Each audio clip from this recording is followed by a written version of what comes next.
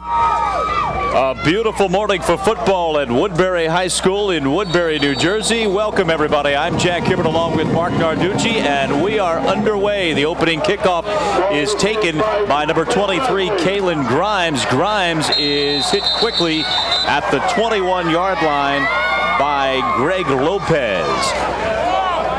So here come the Woodbury Thundering Herd.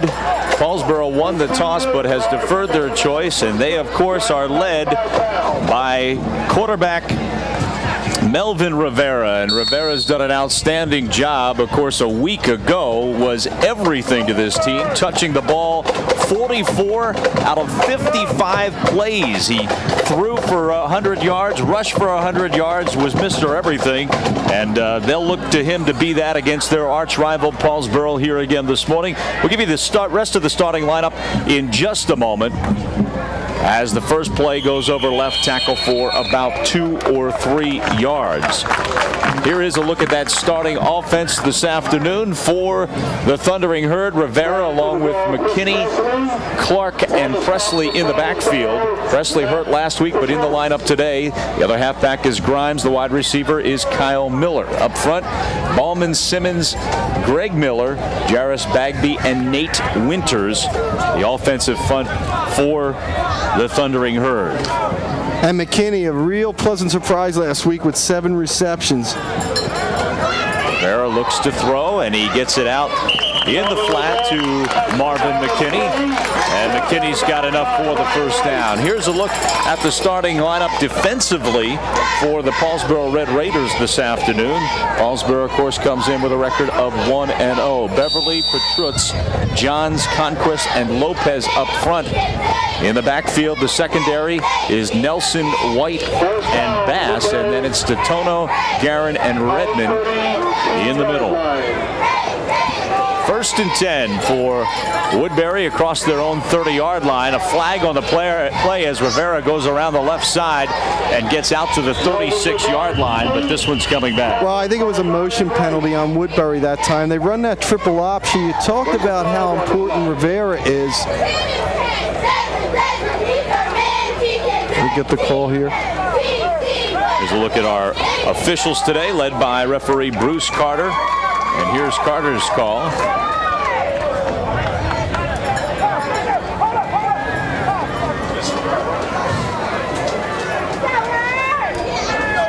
They're going to disregard that penalty, and the play will count. You saw also joining Carter was Murphy, Mike Murphy, John Jackson, the line judge, Rick Patrizzi, the back judge, Mike Chico. Up here in the booth with us is Bruce Davidson operating the clock, which is official today. 10:42 remaining here in the first quarter. 2nd down and 10. They go with a full house backfield and give it to Presley, who gets outside, gets to the 50-yard line. One man to beat, and he's driven out of bounds by Eric Detono, but not before he gets all the way to the 42-yard line of Paulsboro. That was Grimes who carried the football that time. He got a tremendous lead block by Carlton Clark. Watch you see 15 right there to the outside of your screen. Does a tremendous job that time, sealing that outside, getting Ryan White and allowing him to turn the corner. A pickup of 21 yards for Grimes and a first down for Woodbury in Paulsboro territory at the 42-yard line.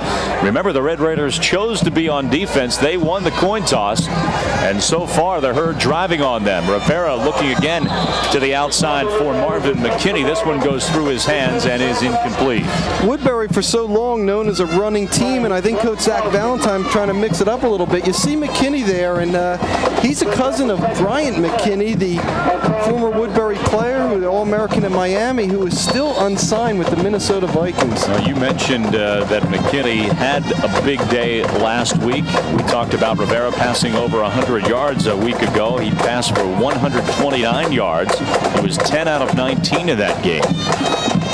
Inside handoff this time. No, it's a fake. And getting hammered quickly Isaac Redmond in from that linebacker spot to put a lick on Kalen Grimes.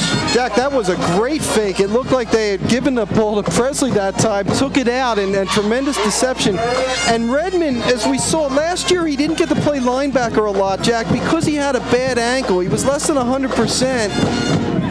And you see him coming over to that side, and he has that kind of speed to move laterally to close the play off. There was a little bit of a hole there. Well, Redmond makes a lot of noise on the offensive side, but shows you there he knows how to play that linebacker position. 3rd down and 8 as Woodbury tries to keep this opening drive alive. Rivera trying to get through traffic. He'll only get to the 37.5-yard line. That'll be well shy of the 1st down. Well, it looked like he was looking that time to McKinney, and Dennis Nelson, the cornerback for Paulsboro, who I think is one of the most underrated players in South Jersey, he had him guarded, and Rivera could not get him, so he had to scramble. Now, there you see 20, Redmond, sort of like a rover in there. They didn't have to get to him, but that was great coverage by Nelson on that play. The Trutz with the tackle from behind, and Woodbury will punt it. At least line up in that formation. Carlton Clark just across his side of the 50-yard line. I don't think Paulsboro actually thought they were going to punt. Their receiving duo was just behind the line of scrimmage, practically just behind the linebackers. It's a good punt. It goes out of bounds at the 10-yard line.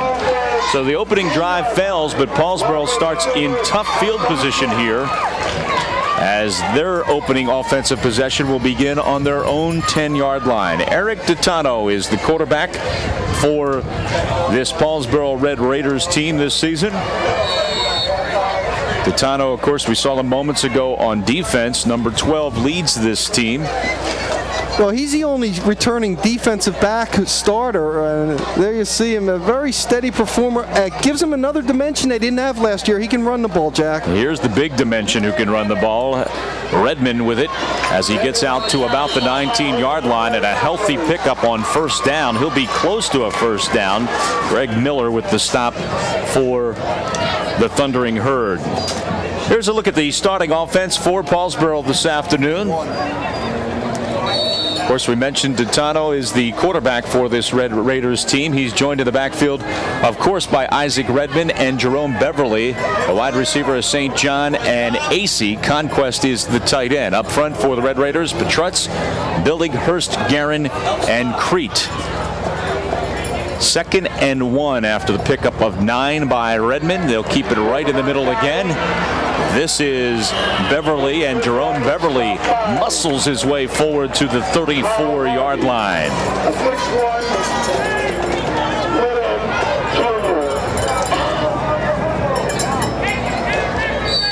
Here's a look at the defensive starters for Woodbury this afternoon. Muse, Robinson, Bauman, and Simmons will do the work up front. The secondary, Rivera, Harvey, Grimes, and McKinney. The linebacking core is Kyle Miller, Chris Presley, and Greg Miller.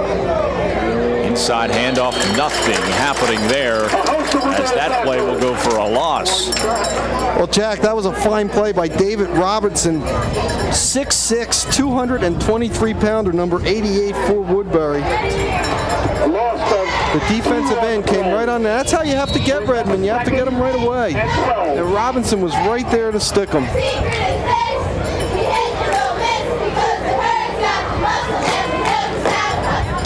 So after the loss, it is 2nd down and 13. The spin fake. Looked like Ditano thought about throwing for a moment. Now he'll keep it and just get back across the original line of scrimmage.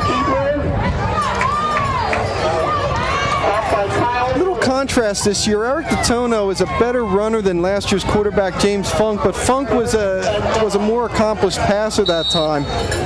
So you see, there's Beverly leading the way, but nobody open, Jack, and at least Ditano made a right decision to turn up field right away. He didn't mess around back there. A lot of times quarterbacks will get caught for losses.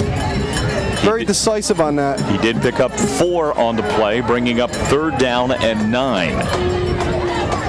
Backs line up in the eye, and Ditano will roll to his right and look to pass. Coming downfield and has a receiver open for the complete. That's number 19, Steve AC. AC out of play, though, I think just shy of the 1st down marker, and that's a mistake by the receiver.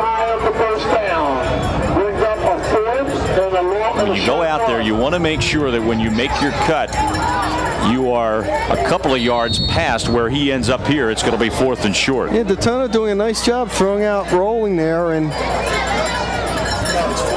nice catch by AC that time, but he comes up a yard shy of the first down. 4th and 1, and the Red Raiders, with that experienced backfield, are going to go for this on 4th and 1. Well, watch for the long count, too. I wonder if they're going to snap this ball. Let's see. Yes, they are. Give it to Redmond. Redmond spun around and muscles his way forward to the 44-yard line, enough for a first down. He got hit, and finally Melvin Rivera got him for the Thundering Herd, but not before Redmond could pick up the first down. Well, to show you how strong Redmond is, he was actually hit by Robinson that time, the 223-pound defensive end. Watch him just shake off 88 right there. 88 has him, Robinson. And then he spins off Rivera, too. Rivera had a pretty good position, too. That's why Isaac Redmond has over 3,000 yards rushing for his career. Big 4th down conversion for the Red Raiders. They'll come right back to Redmond, who tries to sprint to the outside, but he's going to be caught there by Chris Presley. Flags are thrown on the play, so we'll wait and see about the call.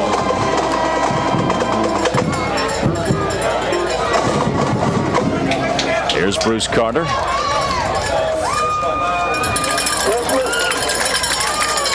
Preliminary indication, as you saw, is holding against Paulsboro, so that'll shove the Red Raiders back. Good defense that time. Presley, in the foot race, really caught up to Redmond. Well, that shows you Presley's 236 pounds, and Redmond was not able to turn the corner on him. It shows you why Presley's one of the better players in the Colonial Conference. They really missed him when he went out early. Watch 22, Presley, coming all the way from that outside at his linebacker position. Look how far he had to run, Jack. This is a great replay, and then Redmond's not able to cut it in on him. He doesn't allow it. That's a tremendous defensive play. Yeah, we haven't talked much about that, but Presley ran the ball 3 times last week before having to leave that game in an injury.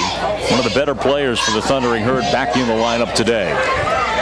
Tano under pressure and gets rid of the ball, but that's going to be intentional grounding. 3 blue shirts led by Kyle Miller that time in on Tano, and he just chucked the ball, but not in the direction of the receiver. That'll be an intentional grounding penalty and a loss of down on the play. After getting almost to midfield mark, this drive's starting to go backwards for Paulsboro. Also, as you mentioned, Miller, and then coming in also was number 77, Desmond Simmons, who's a returning first-team All-Conference defensive lineman for this Woodbury team. Simmons, 6'1", 270 pounds.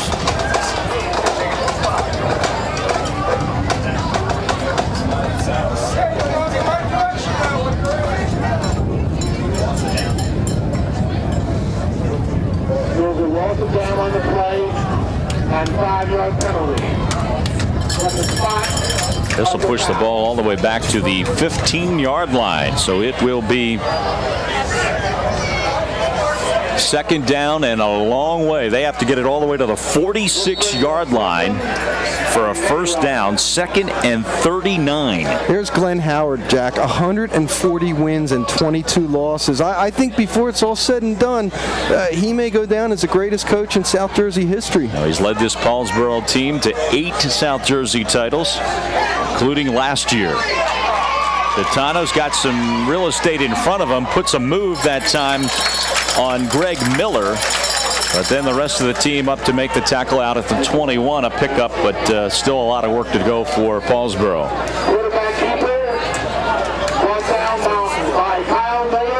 5-yard gain, but it'll still be 3rd and 34. Again, there's big Desmond Simmons, and a really nice job that time done by Zach Guerin, who was an all-conference guard, number 51, of blocking Simmons, who's a fierce pass rusher away that time. Down to 5 minutes to play here in the first quarter. Scoreless so far.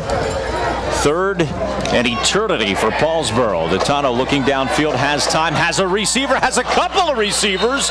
They both come down with it, but it's Steve Acey who gets it. Unfortunately for the Red Raiders, that's still shy of the first down, but a big pickup all the way out to the 47, and at least in a field position game, that's a big play. Well, Acey had to fight off DeAndre Folks, number 27, his own teammate. I think originally Detano was looking for Folks on that play, and Acey ran underneath that pass. The Red Raiders are going to send the punt team out, however. Gary Conquist back to punt it away for Paulsboro. He gets a little bit of pressure. A high kick, not long, will take a bounce at the 29-yard line and nearly got by Marvin McKinney. And probably McKinney may have been better off not fielding that ball, as he's dropped at the 23-yard line by Jeff Sargent. We've got 4 minutes and 13 seconds left in the first. Scoreless from Woodbury. We'll be back in a moment. So Woodbury takes over on their second possession of the ball game. Neither team able to put points on the board the first time around. Rivera darting through traffic. We mentioned he rushed for over 100 yards last week, and this is a nice pickup for the quarterback out to the 26.5-yard line. Well, I think that was really all Rivera, because I thought Paulsboro did a nice job defensively of kind of bottling things up, and Rivera gave a couple of moves and got the yardage. Watch this. I thought Paulsboro defensed this really well. Nice job, you see, by 53 Petrutz holding his block that time, and there's hardly any room there, and he makes 6 yards out of it. So 2nd and 4 now for Woodbury. Boy, a wild pitch that actually was run down late that time. The play will go for a loss. It looked like Carlton Clark was carrying the football. Jerome Beverly in quickly for Paulsboro. Clark's first carry of the game. Good for only about a yard. Of course, Clark has some great speed. He went 60 yards on a touchdown last week in the loss to West Deptford. Hey, how about West Deptford putting 51 on the board? We're going to see them next week. They look good so far, no doubt about it. Off to a 2-0 start here of the season. All right, Grimes and McKinney split out wide to the right for Rivera.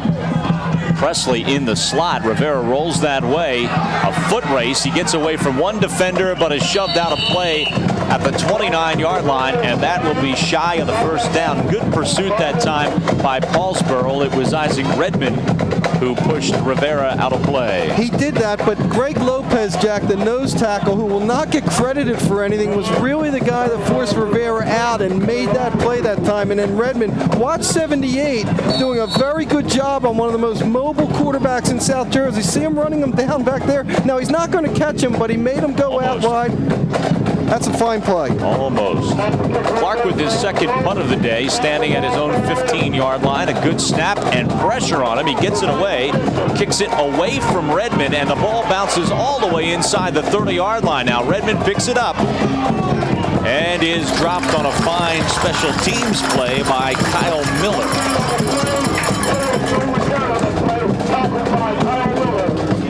Well, that didn't look like it was going to be a good punt, but turned out to be a terrific effort and good coverage by Miller downfield. Paulsboro will take over for the second time today. Well, Mark, this is quite a rivalry between these two teams, dating all the way back to 1911. And a lot of folks, I guess, by recent history would think, well, you know, Paulsboro probably has the upper hand here. How about this? 39-39 and 3 ties. So this is a pretty even rivalry. Since 92, though, it's 10-3 Paulsboro. Yeah, exactly. And Paulsboro winning twice last season against this team. We'll tell you more about that a little later on. The carry by Dennis Nelson, the senior there for Paulsboro, his first carry of the game. We mentioned the 2 wins last year, Mark. Of course, the last time these two teams played, Paulsboro really got a scare. They had a terrific season last year, as you know, undefeated, won the South Jersey Group 1 title. We saw them in the South Jersey Championship. You and I, a very impressive win.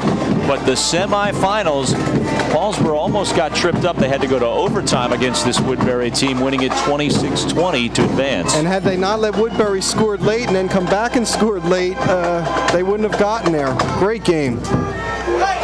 On second down, There's the big guy, number 77, Desmond Simmons, showing you why he was all-conference a year ago, as he comes in to make the tackle for a loss on the play. Well, Desmond Simmons known more for defense, although he's going both ways there. They just never blocked him. Look how quick he is, too. Shooting the gap that time at 265 pounds.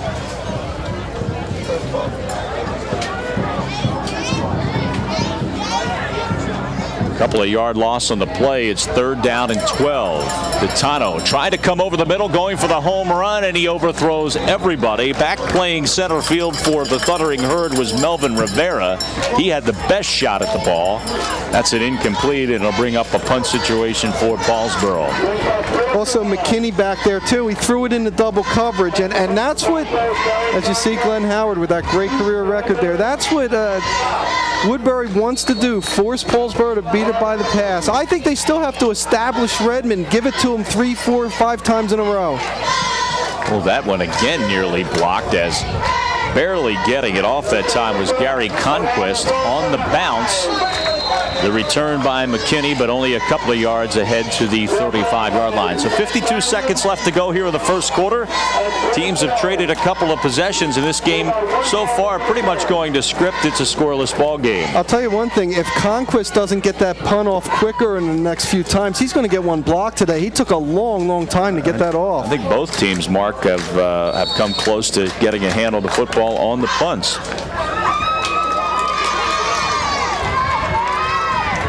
Woodbury taking over at their own 36-yard line. This their 3rd offensive possession.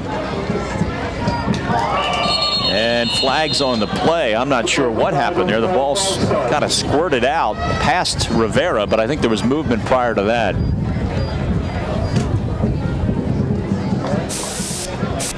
They'll mark off the 5 yards. Here's our referee, Bruce Carter. Have a dead ball, foul, fence, 5-yard penalty.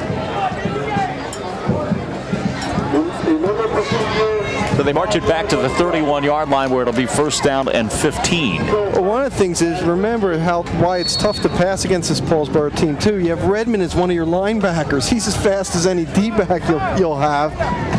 Presley the lone back here. Clark goes in motion to his left. Everybody goes that way. Rivera with a late pitch to Clark. Clark ahead only to about the 33, a pickup of about 2. That's tough when you do that option to the short side of the field and you don't have as much room to work with, and then Paulsboro did a fine job in getting there quickly. See, here it is. They're going to go to the short side, and Rivera will hold it until the last second. That's the one thing. He's a master at working that option. Yeah, but that time Mark telegraphed it a little bit. He pulled up and didn't really fool the defense at all. 2nd and long. Pitch this time to Presley, and he's hit in the backfield immediately by Matt Petrutz, the senior defensive end, in on the stop. Well, Petrutz was a 2nd-team all-conference lineman last season, Jack. He had 6 sacks, and that, you know how much strength you have to take Presley one-on-one, get him as he's cutting, and be able to bring him down. As you look at Zach Valentine. Valentine, of course, former NFL player, spent a few seasons with the Pittsburgh Steelers and one here in Philadelphia as a linebacker. And as Mark mentioned, in his debut season after being a defensive assistant for this team for 5 years, now getting an opportunity to be the head man. Clock expires here in the first quarter of play, and as you'd expect with this great rivalry, we've got a good one. After one complete here at Woodbury, 0-0 ball game. We'll be back. Second quarter action from Woodbury High School. I'm Jack Hibbert along with Mark Narducci. There you see it, 0-0 ball game as we begin the second quarter of play. 3rd down and 16 for Woodbury. Rivera in trouble, gets rid of it late and has a receiver open. That's Kyle Harvey. But the ball comes loose and Paulsboro recovers. How about that? Harvey had the catch, and we've got our first turnover of the ball game, and it goes in favor of Paulsboro, who will take over in great field position now at the 44-yard line. There's Tarpley, number 84, who recovered the fumble. Jeremy Tarpley for Paulsboro.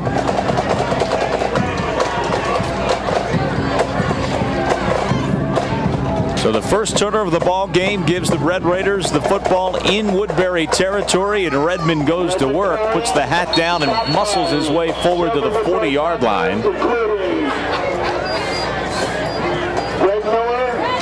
Pick up of 4 yards for Redmond.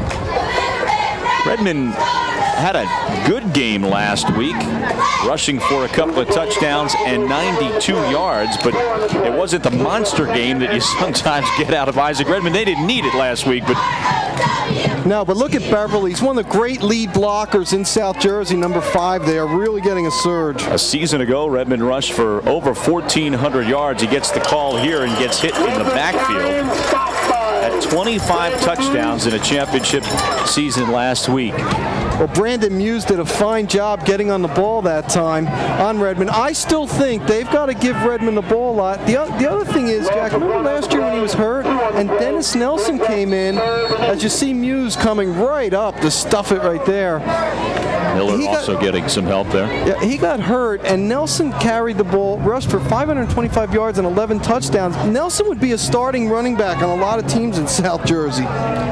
Conquest, the tight end, comes in the slot now as Titano goes back to pass. He's coming over the right side. He was looking for Conquest. Conquest was guarded by William Suber.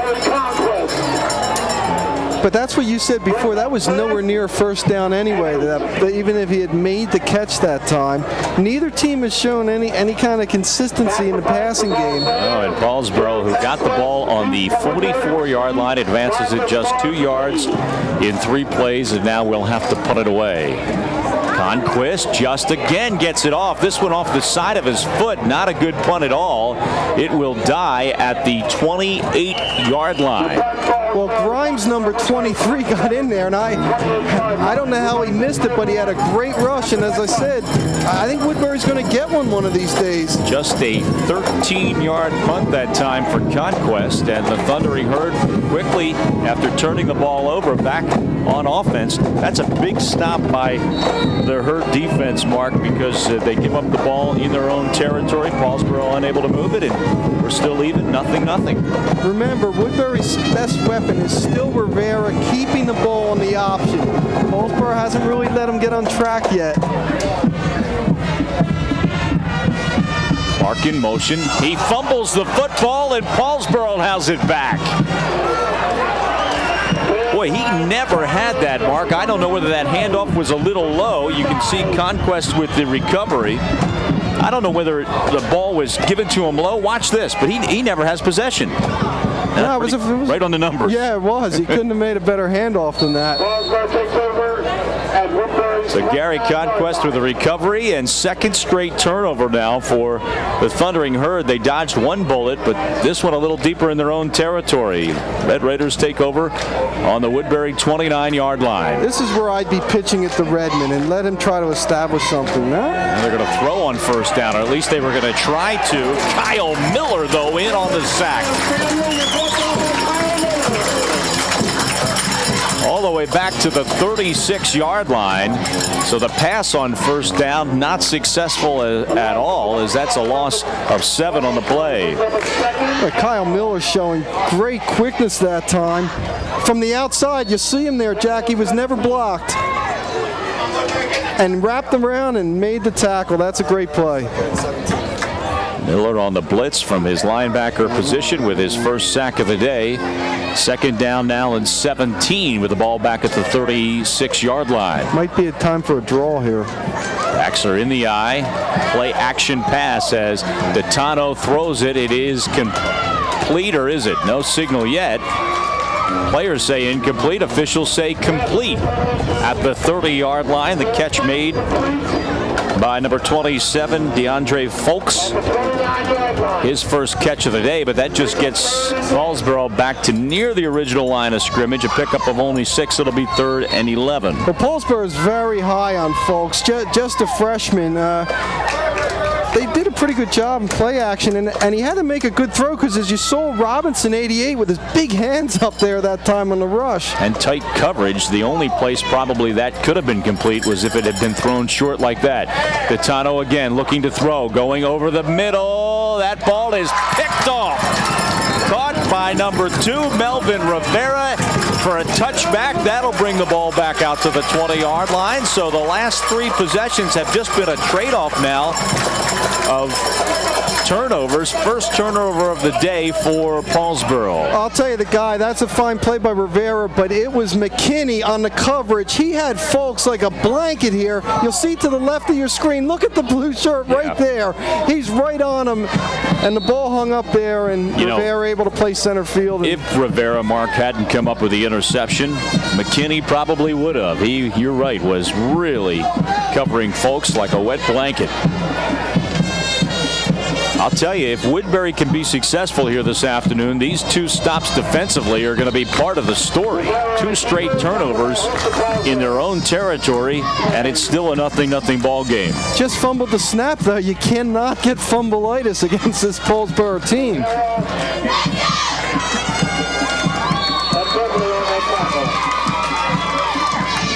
Here it is again. Lucky was able to pick it up. A lot of times you just fall on that and not take a chance. He actually picked it up and gained a yard. So 2nd and 9 after the fumble.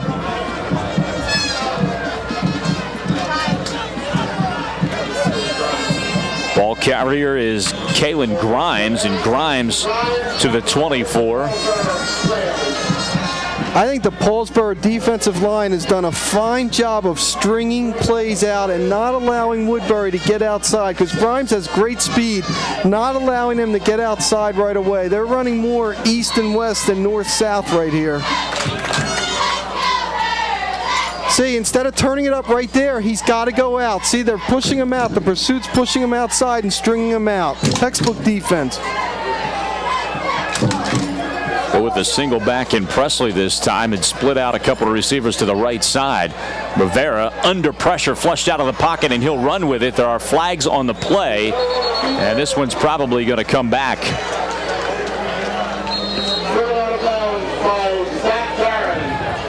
Well, the first thing to turn that play around, Beverly came in and was untouched that time on the blitz. Actually, not the...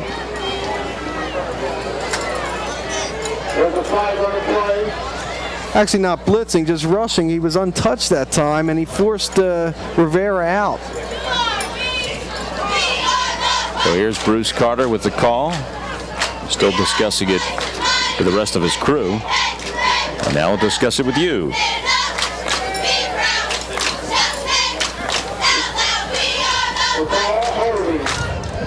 See if you can pick up the hold here. It happened in the backfield there. You can see the flag come in. Rivera would have been short of the first down, which makes an interesting decision, but they'll accept the penalty, and it'll be 3rd down now and 20 as they'll try to play a little field position game here as the ball is all the way back now at the 10-yard line. They need to get out to the 30 for a first down.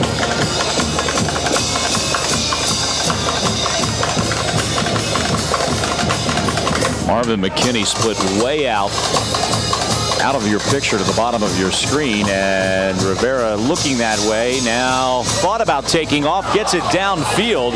I think really he was looking for Charles Smith, but running behind the play that time was Carlton Clark, and that almost was complete. Had Clark been able to come up with it, he had nothing but green grass to the end zone. There was no one near Clark that time. You're right. He was not the intended receiver, and this is a dangerous throw when you're almost in the grasp like that.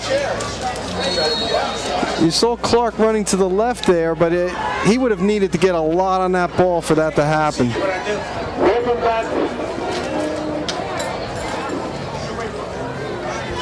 Kicking So a punt from their own end zone, not a good snap and nearly blocked. It goes straight up in the air and will be down by Woodbury at the 31-yard line.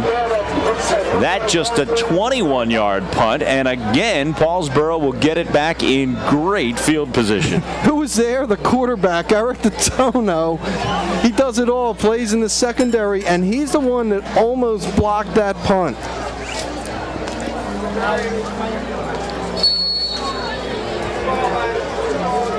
Now remember, they tried to pass the ball the first down. I just think they've got to go back to what they do and run this ball. So 3 straight possessions now for Paulsboro in Woodbury territory. They go with Coach Narducci's call, but that goes nowhere as Rivera comes up to make the stop. Great solo tackle on Isaac Redmond for a loss. Well, they're going to say Redmond just got back to the line of scrimmage, but that was a fine play by Rivera. Well, we talked about Paulsboro not allowing Woodbury to get outside. Well, it works both ways here.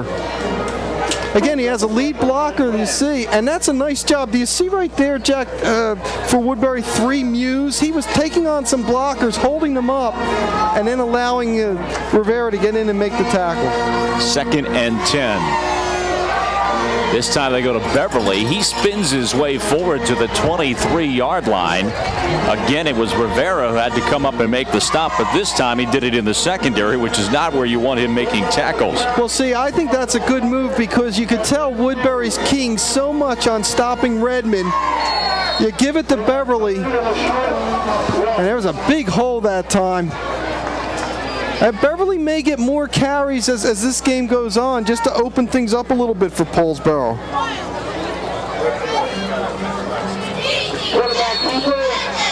DeTono tried to force his way forward for a first down on 3rd and 1, and I think we may have a measurement. Nope. Bruce Carter says enough for the first down. That is the first 3rd down conversion for either team today. Prior to that, Paulsboro was 0 for 4, but they keep the drive alive and now have a first down after this quarterback sneak at the Woodbury 20-yard line. Just enough for the first. DeTono, late pitch to Redmond, who gets a block. Redmond tries to get outside, but can't because McKinney fights off his man and makes a great solo tackle. Jack, though, the guy that made the play was number 9 on that, William Suber, because he held things up and allowed McKinney to get there. Suber came up in run support. Watch 9 as he'll come up. Right there. He's the guy. Now, he held everything up and gave his teammates a second to get there. That was a great play by Suber. Loss of 3 on the play. How about this now? Redmond 7 carries for 7 yards. A very unlike Isaac Redmond first half so far here. They'll not get the call as they'll go with a little trickery. The end around and running free is St. John. St. John has a first down at the Woodbury 5-yard line. Well, if you can't do it conventionally, Coach Howard says, let's try something out of the trick bag, and it works well. A pickup of 19 and a 1st and goal. One of the reasons this play worked was the fact that Conquest, number 2, now watch, he is going to level a guy right there. Oh, tremendous block on Muse, and he made sure he didn't clip. He had his hands, he put his hands up to the officials like, no, I didn't do a clip. 1st and goal. They'll give it inside to Beverly, who's spinning but cannot get in. He picks up about a yard. That's it. A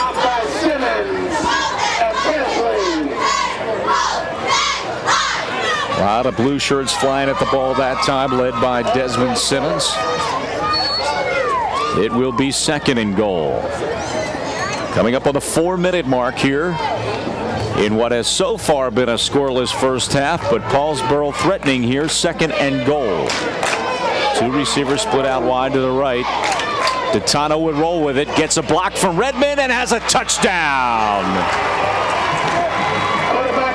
Eric DeTono from 4 yards out, and Paulsboro breaks the scoreless tie by getting on the ball board first here this afternoon. When you talk about waiting for your blocks, he certainly did it that time, and we focused so much on Redmond as a runner, and you're right, Jack, a fine lead block there. And Eric DeTono, a fine leader there, and had a tough time passing the ball, but he does have great running ability.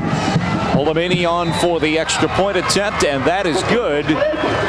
So with 3:52 left to go here in the first half, Paulsboro on a 4-yard quarterback keeper takes a 7-0 lead.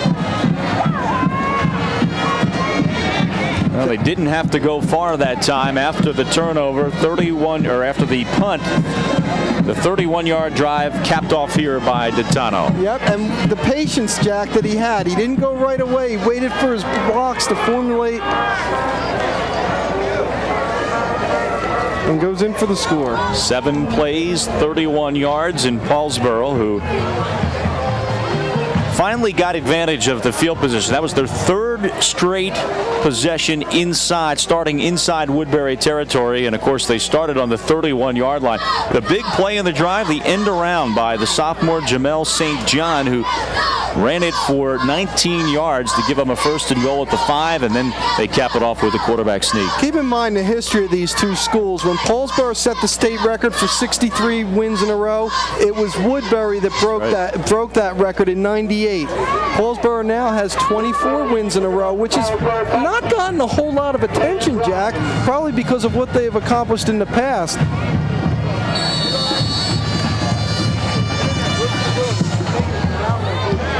Ball is caught by Clark short at the 20-yard line. Clark with 13 yards ahead. A late flag is thrown from the back judge near the tackle.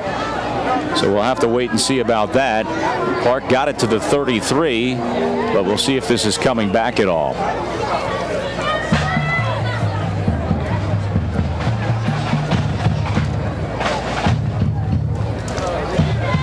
Clip, and it is against Woodbury. So once again, they'll start deep in their own territory. Looks like Kyle Miller is shaken up a little bit as he's being helped to the sideline.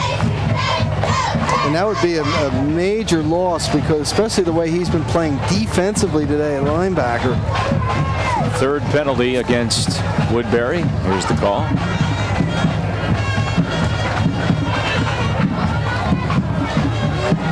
I think if you're Woodbury, because there is 3:45 left, you don't have good field position, you're thinking, I need a 1st down, because Paulsboro has the timeouts, can stop the clock, and can get another quick one here. So I think if you're Woodbury, you're almost thinking, if it's 7-0 in the half, maybe we'll be happy with the way this field position's been.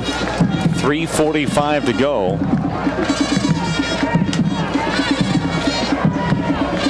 Penalty pushes them all the way back to the 17-yard line. Quick turnaround give to Presley, and Presley just a couple to the 20-yard line. We mentioned the injury to Presley last week. I think a lot of folks felt like that had a big impact in their opening week loss against West Deptford. We felt like he would be a big factor here today, but so far hasn't been, Mark. Treadell Johns, number 82, took him on head on that time. That's a fine tackle. Well, Presley's the kind of guy, he's sort of like a Ron Dane type. He needs a lot of carries kind of to get the momentum going. Only has 4 carries so far here in this first half for just 3 yards. 3-minute mark here and counting down, as you see, top left-hand corner of your screen till halftime. Rivera has a little bit of time, comes over the middle, was looking for Clark, and Clark actually was in front of the coverage. Eric DeTono was back there on him, but the ball overthrown. I think it shows you the job this Woodbury or this Paulsboro secondary has done, because as you said, even though Clark had the position that time on the ball, they have done a fine job. There's a good job by Presley too, giving his quarterback a little extra time, throwing off that back foot. He was there, the ball overthrown, but DeTono right there as well. And Rivera had a pretty good day passing a week ago, 10 out of 19, just 2 out of 5 so far here in this ball game. Presley will be the lone back this time behind Rivera. They said something to each other before the set. 2 receivers to the left side, and Presley looks that way. He's under pressure, gets rid of it, and has a receiver downfield. That's Kyle Harvey ahead with the catch.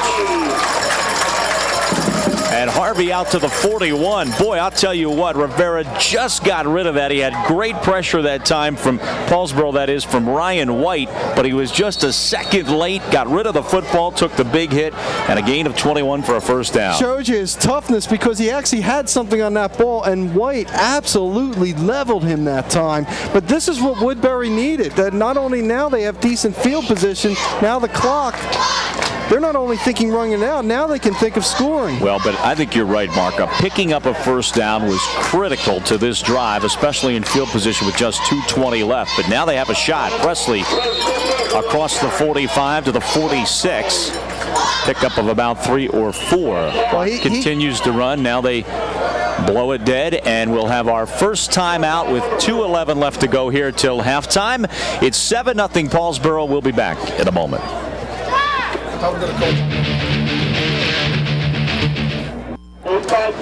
Second down and 6 after the timeout. There you see our score. Paulsboro leading at 7-0, but Woodbury with a little late first half drive here. They have the ball at the 46-yard line. Presley, the play action pass to him. Rivera buys time going to his left. Now is going deep downfield. Has McKinney open, and it goes through his hands. McKinney had 2 or 3 steps that time on the defender Dennis Nelson, and it just slipped through the fingertips, or that would have been 6 on the board. Pretty good throw by Rivera that time, partner. Well, it is, because Nelson actually had him, and he had so much time he got to get away from him. Nelson was on him in the beginning, and he dropped that ball. You're right, Jack. Could have been 6. Clock stops with 2:03 to go. Third down now. So now Woodbury has to be concerned with picking up the first down. They need to get it to the Paulsboro 48-yard line. I'd still let Rivera have the ball and see what he can do in the running the ball here. With Grimes in the slot, 3 receivers to this side, and they try to swing it out to Charles Smith. The junior receiver drops it, and that falls incomplete, bringing up 4th down. I think you got to punt it, don't you, with 1:59 left? Yes, I do. And the thing on a play like this, Jack, you have to watch it, because sometimes it could be like a lateral, and it could be a fumble. So you have to, if you drop it, stay on it. There you see DeTono. He's still going after it, thinking it might have been. Well, DeTono, the defender there, but as a quarterback, he knows that, and he was scrambling to the football. So Woodbury will have to punt with 1:59 left. Paulsboro still with time to do some damage. 10 men up there to block this. And they almost got one earlier. They get it away this time, and Redmond, with nobody downfield, picks it up at the 25. Redmond across to the 35, and a good return out to the 37-yard line. So Paulsboro, with all 3 timeouts left and 1:47 on the clock, still time for them to do some damage. They already lead at 7-0 and will take over here.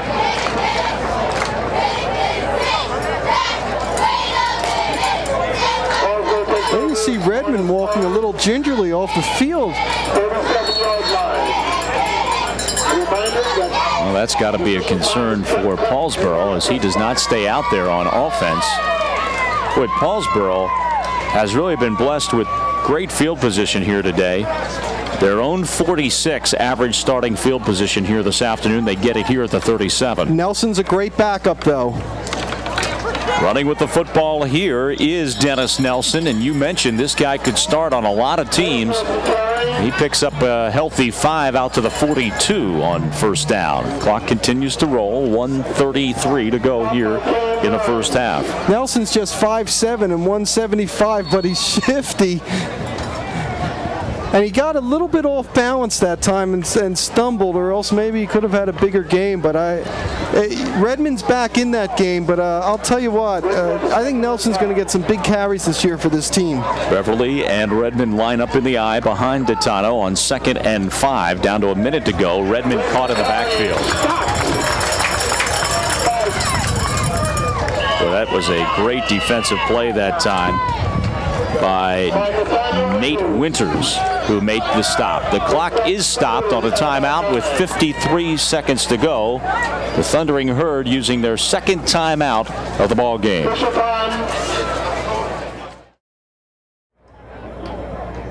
So 3rd and 8 after the timeout. Just one timeout remaining for Woodbury. I would not put the ball in the air if I'm Paulsboro. Yep. Well, they do it. Had a receiver downfield, and I mean wide open, streaking downfield was Steve Acey. But I don't think Acey didn't look like he thought that was a pass play because he never even was turning around. Weird looking play that time. The reason I said that, now the incomplete pass stops the clock here. Right. It looked like a little indecision from the beginning of the play. Yeah, but look at Acey. I mean, he's not even looking. But there you saw Rivera was right there too, though. He was on the play. We give Woodbury another chance here. And they rushed the punter a little bit. Conquest gets it away, but whistles. And I think we've got a flag on the play. They're going to call everybody back and re-kick this, I think. Bruce Carter standing, trying to get everybody to come back. Now, what's that about? We don't see any flags on the play, so they must have just blown the whistle because the ball was kicked out of play, and it goes out of play at the 46-yard line. First down, as you see. Referee Carter indicating for Woodbury. So an excellent opportunity here for the Thundering Herd. They only have one timeout, but 47 seconds left to try to get some points before the end of the first half. This is the best starting field position for Woodbury so far this afternoon. Their own 46. Rivera lets it fly, going downfield and broken up at the last moment back there by Nino Polomini, or else that could have been 6 because that one was on target for McKinney downfield. I'm not sure if Polomini got a hand on this, but he certainly disrupted the play. Well, what happened was there was no D-back with McKinney off the line of scrimmage. They just played back. That's a nice job by Polomini right there. And I think you have to at least get someone up on him, at least to give him a chuck a little bit. Again, he's coming out wide again to the left side. Oh, now they have Nelson here. Rivera again looking to throw. Got time, looking downfield again, going for all. He's got Clark. It's broken up back there on a fine play by by Dennis Nelson, but a flag deep, and we might have interference. I'd have to look at the replay because I didn't see it there. Well, and the thing is, Mark, the pass was broken up, which would make the interference almost meaningless because, and it's pass interference. It's almost meaningless though, Mark, because this I don't think is a catchable ball based on the play by Nelson. Watch this. But I didn't. Where's the interference? I didn't see right here. Contact. Yeah, there's interference here against Clark. You see that? But the play is broken up by Nelson, so it makes it meaningless, I think. I don't know. Anyway, the call is made, and it's a first down for Woodbury. Remember, it's 15 yards in high school, not the spot of the foul.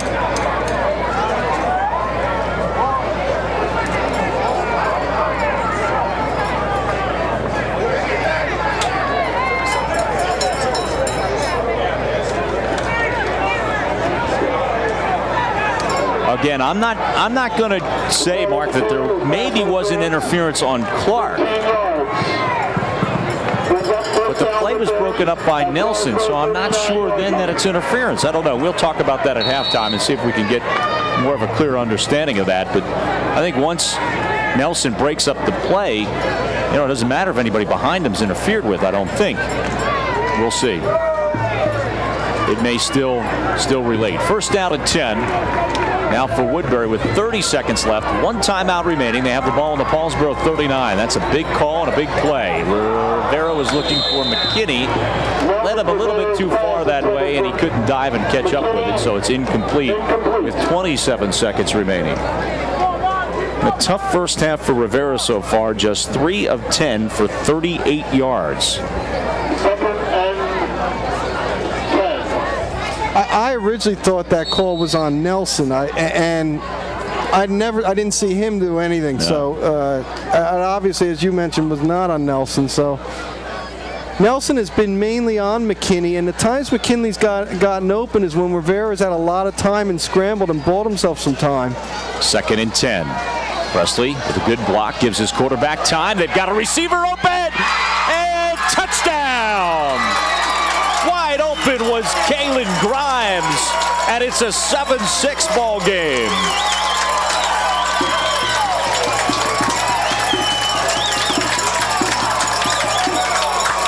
Four-yard catch and touchdown by Grimes, and you have to wonder, Mark, how was he that wide open?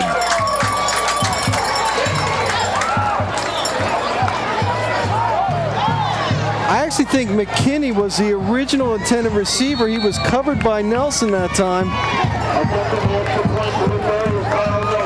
And Woodbury celebrating. We'll have to use a timeout to get organized for the extra point. It's an important one, so we've got a timeout on the field with 13 seconds remaining.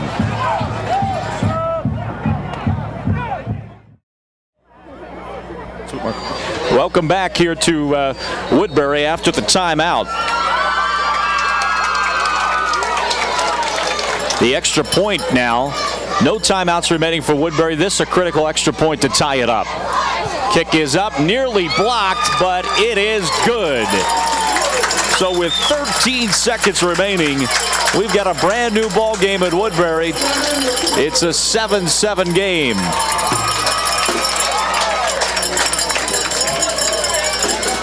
Just 3 plays, a 54-yard drive in 29 seconds, capped off by the 34-yard touchdown reception. Of course, here it is. Wide open was Grimes. But the reason why these receivers have been wide open, no rush on Rivera, and Rivera's bought himself a lot of time. He was wide open, as you said. We saw moments ago Polomini have to come over from his strong safety position and make the play on McKinney. That time he was late, obviously late, getting back on coverage on Grimes.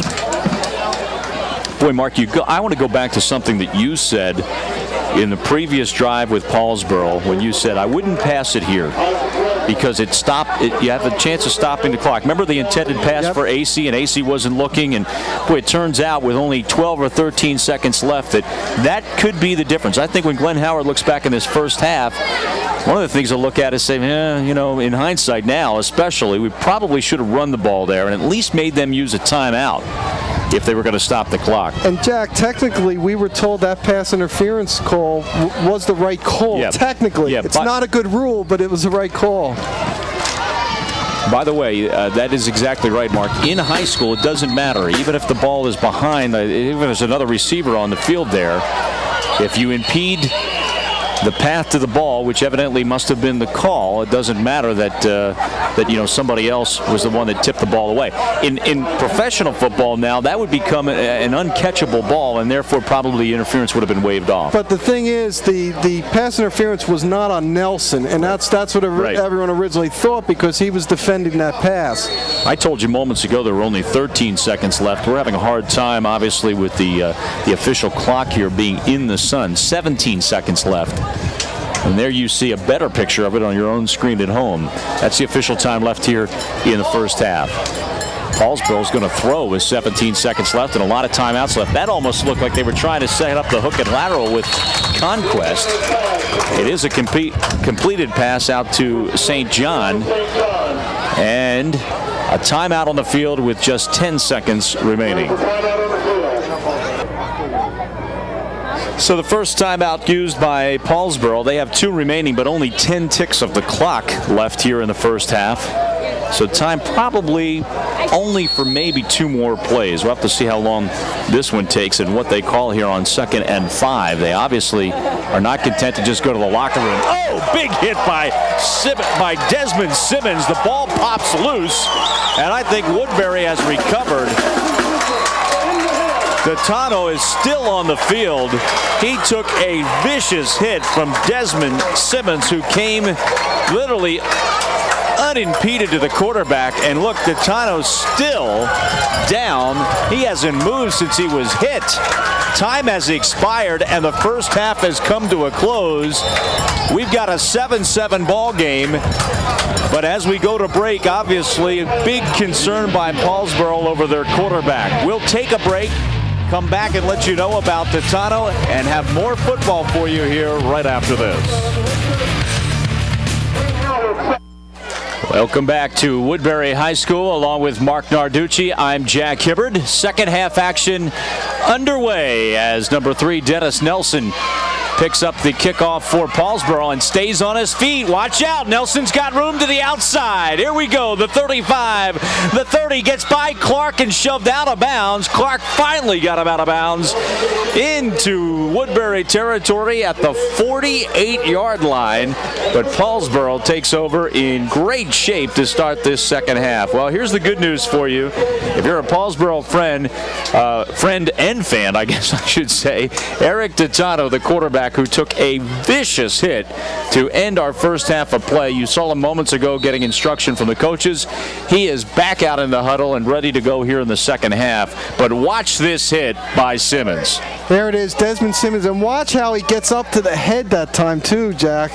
That is a tough a hit as a quarterback's going to have. Well, hopefully the cobwebs are gone for Titano, and he completes his first pass attempt here in the second half. Was just 4 of 8 in the first half in the passing department for 46 yards. But AC comes down with the catch to start things here in the second.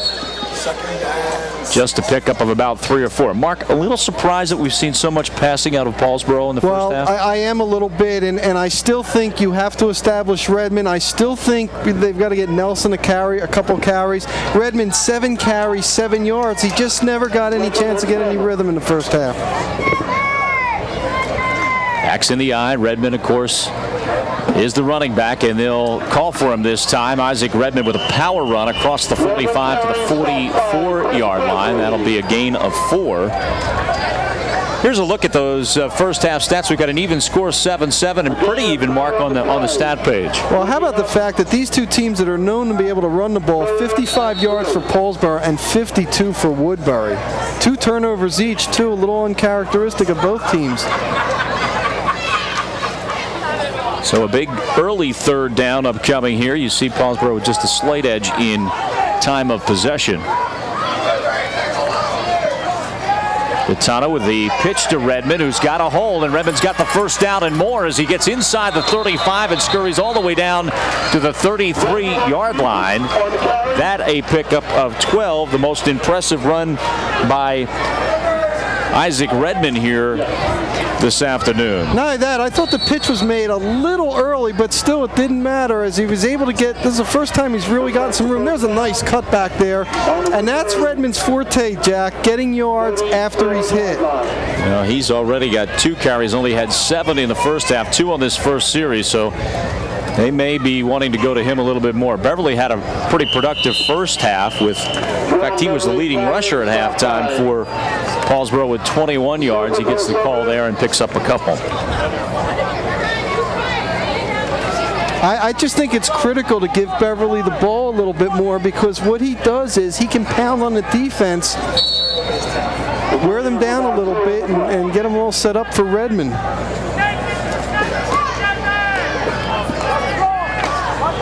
Second and 8 now for the Red Raiders, threatening here on their opening possession of the second half. We've got a 7-7 ball game as Woodbury tied it late in the first. Paulsboro's first possession of the second. Redmond has it again, and that time it's Rivera hanging on for dear life as Redmond gets to the 25. Well, the left tackle, Matt Petrutz, number 53, is really turning people around with his blocks. And there was also a really nice job by Zach Guerin, 51. You saw his back to you. And this is Paulsboro football. Mark, you think Redmond spent some time looking in the mirror maybe in the first half? At halftime, he comes out in his first 3 carries with 22 yards after gaining only 7 in the first half. Titano with the carry himself, and he'll have the first down inside the Woodbury 20-yard line. And this more impressive than really Paulsboro looked all first half offensively. Well, I think what they're doing is, other than that first down pass that they had, is they're trying to establish the running game. Again, Redmond doesn't need any excuses. I mean, he came into the game with 3,134 career yards, but he just never got a rhythm established in that first half. It's 1st and 10 for Paulsboro at the 29-yard line. They'll give it to Redmond again. And he picks up another 4 or 5 to get it inside the 15. So he's looking like he's getting a rhythm now. They'll spot that at the 17-yard line. I'm sorry, the 13-yard line. There he is, just battling over people. There he is, getting the extra yardage, which is really his forte. 5 yards on that carry, 27 so far in this series for Redmond. He'll get it again. Isaac Redmond close to the 10, inside the 10, and look at the power. It looks like just sheer determination right now as he picks up the first down and will present his team with a 1st and goal. Nice kick-out block again by Beverly on David Robinson, number 88. The big 6'6", 223-pound defensive end that time. And Guerin also getting a good block. Guerin, number 51, he's known a lot because he's such a good linebacker, but people forget he was a first-team all-conference offensive guard last season for the Red Raiders. Did you see that, Mark? I mean, he had 2 players on him that time, and Redmond still gained another 2 yards after that. Paulsboro only had 3 first downs in the first half. They've totaled that already in this first series. And they have a 1st and goal now at the 8-yard line. Pitch to Redmond. Hit in the backfield, and he made something out of nothing because in quickly on the play that time was Brandon Muse. He messed things up, but Redmond was still able to scurry to the 10. It is a loss of 2, but looked like it would be worse than that. You're right, because Muse at 264 pounds had a chance to really wrap him up. Watch, you'll see number 3. Again, Miller doing a nice job getting the quarterback and making him pitch there, and Muse turning it inside, and great balance. Did you see him out of time? It looked like he was down. 2nd and goal from the 10. Isaac Redmond again. Redmond to about the 6. And a big 3rd down will be upcoming. Redmond slow to get up, as you see there. Of course, he may be just flat out tired. He had 7 carries in the first half, already has 7 in this. Already has 7 in this, 7 carries here in the second half on the first series. So 3rd and goal now from the 7-yard line, and Daytona will look to pass. He's under some pressure and throws it out near the goal line. Falls short of the intended receiver that time, Beverly. And it'll be 4th and goal. That could have been a dangerous pass. Desmond Simmons, there you see him on your screen, 77, got his hand up there that time. But he had a shot at deflecting it. So Nino Polomini will be on to attempt a field goal to put Paulsboro in the lead after they fall short on 3rd down. This will be a 24-yard attempt for Polomino. Actually, it's not Polomino. It is Polomino, I'm sorry. The kick is up, and it is good. Nino Polomino, the junior kicker, with 3 points from 24 yards out. And Polomini gives his team a 10-7 lead. So an impressive drive, but if you're Woodbury, you've got to be happy you hold them to 3, Mark. Even although the Red Raiders now lead at 10-7. I just think it's what Paulsboro has to do. Remember last year in that 26-20 overtime playoff win over Woodbury, Redmond got 4 touchdowns and really got going offensively. I just think that's the key right here. Well, an 11-play, 48-yard drive. They took 6:12 off the clock here in this 3rd quarter, so already half the quarter gone. Most of the work done by Redmond. Really, that entire drive, the only time they weren't successful were the times that they went to pass. Yeah. Right. Now, it's interesting to see. Polomini was kicking it not far because in the first half he was squibbing it a lot of times, and he was told to do that because Woodbury could be so dangerous on a return team. Let's see if they change up that strategy and give Woodbury a shot at returning it. You know McKinney back there can go the distance, Clark as well. So let's see how the Paulsboro special teams handle this.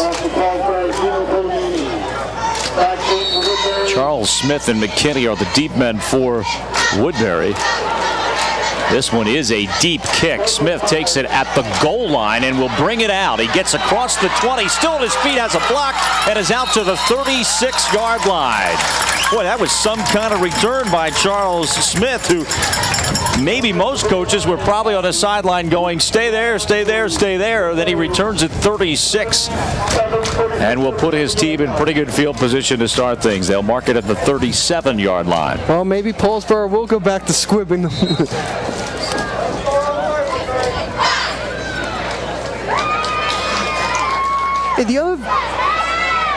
There's a look at Melvin Rivera's work in the first half.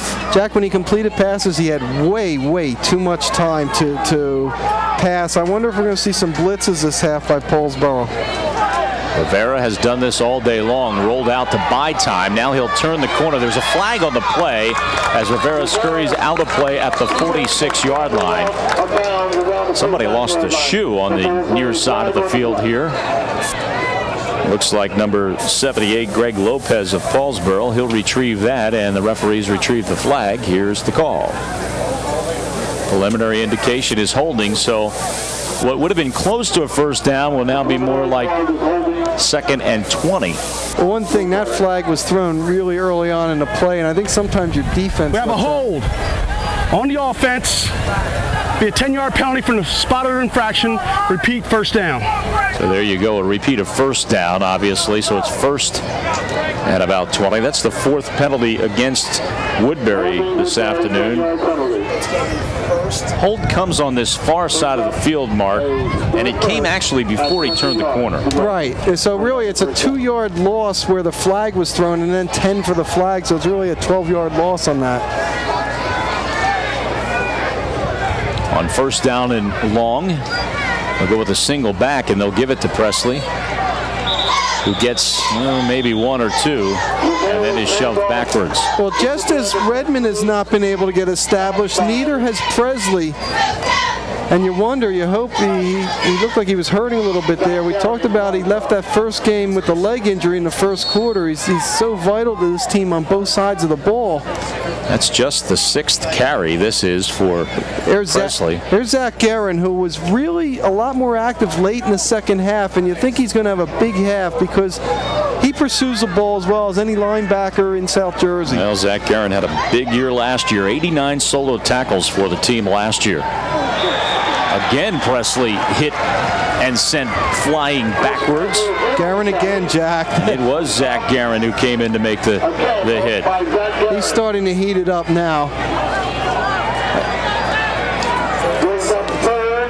Again, he's so strong, you know he's one of the best wrestlers in the state, too. A pretty good takedown there, huh? Yes, it was. I'd give him at least 2 points.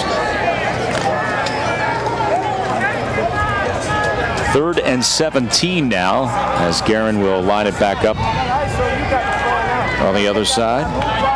Woodbury just 1 of 6 today in 3rd down conversions. Now these are the times when Rivera has had a lot of room to throw, a lot of time to throw. Let's see if Paulsboro can go after him a little bit. Well, they do come running, but he buys time on his sprint. Another hold in the backfield, throws it up for grabs. Nelson can't come up with a pick, but there was another hold.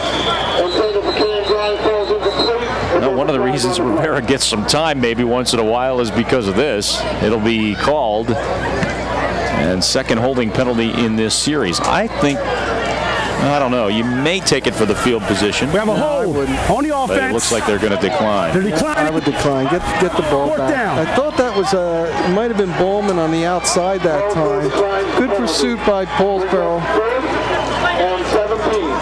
So on 4th and 17, they'll send out the punt team. There's where I thought it was. Was it thrown? It was thrown there, I think. Yeah, right there. I said Bowman. It was not Bowman.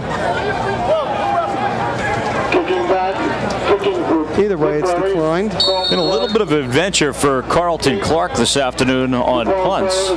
Paulsboro looks like it. I mean, Paulsboro's been giving a 10-man front on these punts, and as I said, I think some team's going to get one before this game's over. Got a little equipment problem in the interior line here that the officials have stopped the clock. Now it looks like everything's okay.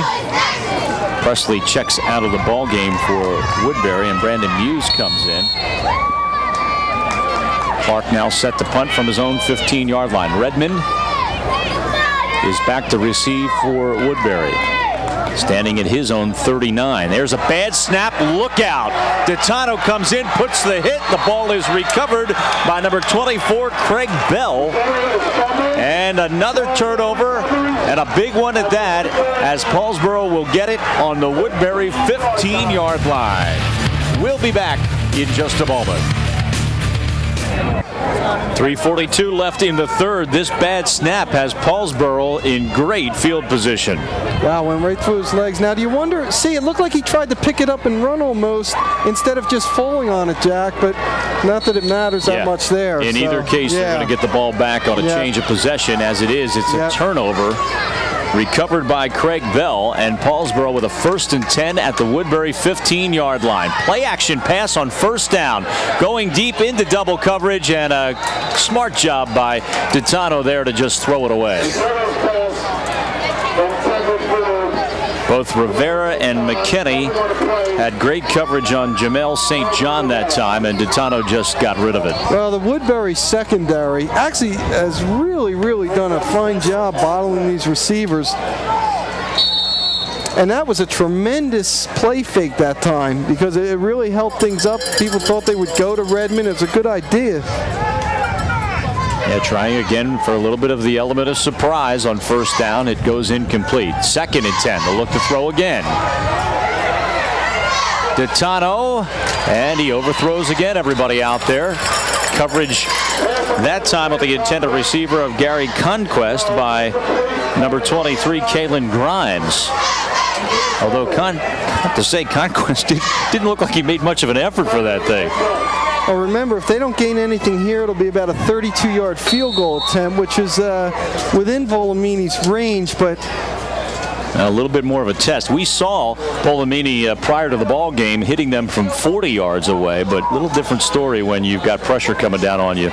This is the time when they're thinking pass, maybe you go draw.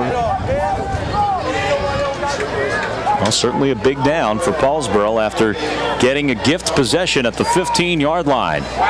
Ditano's going to look to throw again. He comes over the middle for Conquest. Conquest is hit, stays on his feet, and he's got a touchdown. Oh, big mistake by the defender that time to give him the hit, but not wrap him up for the tackle.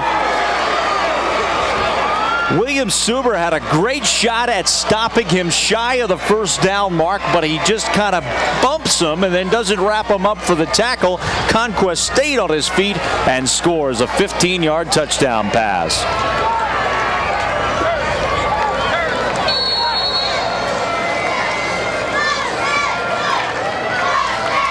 Volamini on for the extra point attempt. A good look at it from the far end zone. As you can see, he splits the uprights, so the turnover really hurts, and a big third down play there, as with just 3:20 left now in the third, Paulsboro's opened up a 17-7 lead.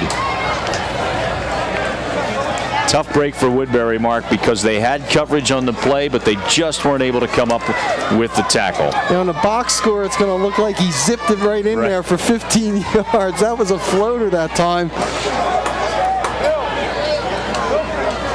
Just has to float it over. Pretty nice touch that time. Conquest, look at that, one-handed. I don't know how. Made a one-handed grab, and I don't know how the tackle wasn't made. That's just great effort. You know, Super is not going to like to see that on film, and of course we unfortunately had to replay it for him, but you're just not going to bring down the senior Gary Conquest. When you only go 5'9" and 165 pounds, you're not going to be able to give a shoulder to Gary Conquest and just bring him down. There you see Woodbury has really struggled with field position today, and Paulsboro, thanks to some turnovers, in much better shape. But back to my point, Conquest at 6 foot 230 pounds, not going to come down by taking a hit like that from a 5'9", 165 pounder. Maybe at the legs, but not on the upper body. 17-7. Stepping in front and taking the kickoff is Marvin McKinney. Took it right away from Smith, who had a fine return the last time around. McKinney gets this one out to the 24-yard line. And again, we talked about that average field position. Woodbury starts deep in their own end at the 24. Time of possession has been another thing. Paulsboro winning that almost at a 2-to-1 ratio.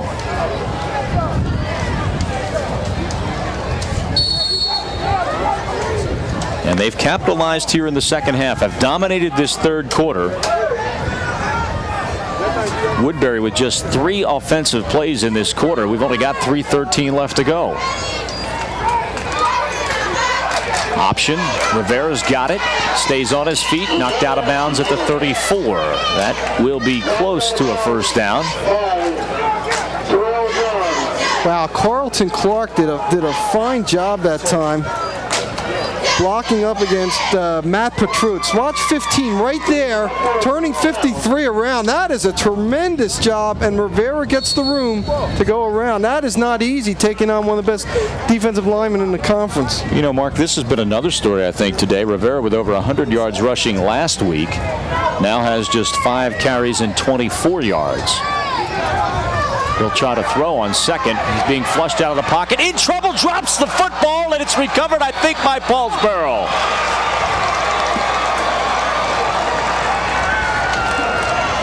Back at the 19-yard line, and another turnover. The ball picked up on the play by Treadell Johns. Greg Lopez, the nose tackle, though, is the guy that made the play. 78. Watch will come up. Rivera doesn't see anything, and he's great at making something out of nothing, but he stays on him. 78 right there. Causes the fumble. And as you mentioned, Johns picking it up. Another turnover for Woodbury. So a 1st and 10 for Paulsboro. The wheels starting to fall off for Woodbury here in the third quarter. Simmons, who's had some big licks today, tees off on Beverly there for no gain. Well, I think that was a big play because you're demoralized. You just fumble the ball, and Simmons is saying, as Glenn Howard and everybody, look at the turnover. Looking on there, Glenn sending in the play. I think Simmons is trying to pick his team up, and you pick it up with a play like that.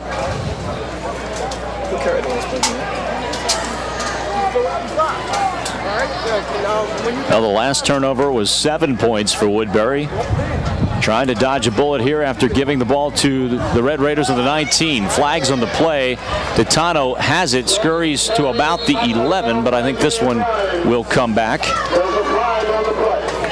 That will help Woodbury's cause if it's against the Red Raiders.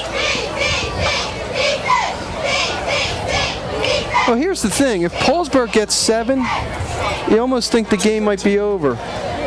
If Woodbury's able to hold, they're down 10. There's still plenty of time here. Yeah, big possession. We have a block in the back on the offense. 10-yard penalty from the spotting infraction. There's your call. Repeat. So indeed, they'll march this off against Paulsboro, and this will push the ball back to the 32-yard line.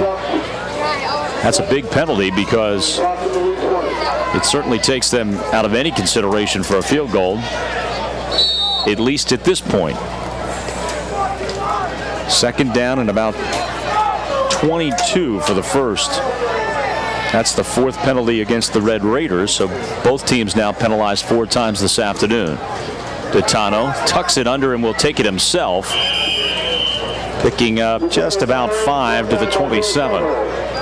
Greg Miller did a good job, number 55, of closing in on that play because it looked like the Tono had a little bit of room going in there. It wasn't the smoothest looking option that you'll see, but it looked like once he turned the corner he had some room, and then Greg Miller really came up quickly and made the play.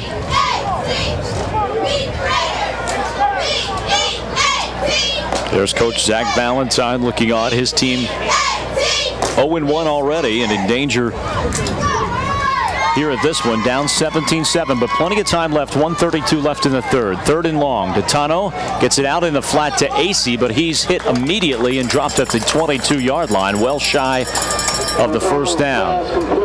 Now, if you're thinking about a field goal, you'd be in the neighborhood of 40 yards. And I don't think you'll see them send Polamini out for that with a 17-7 lead.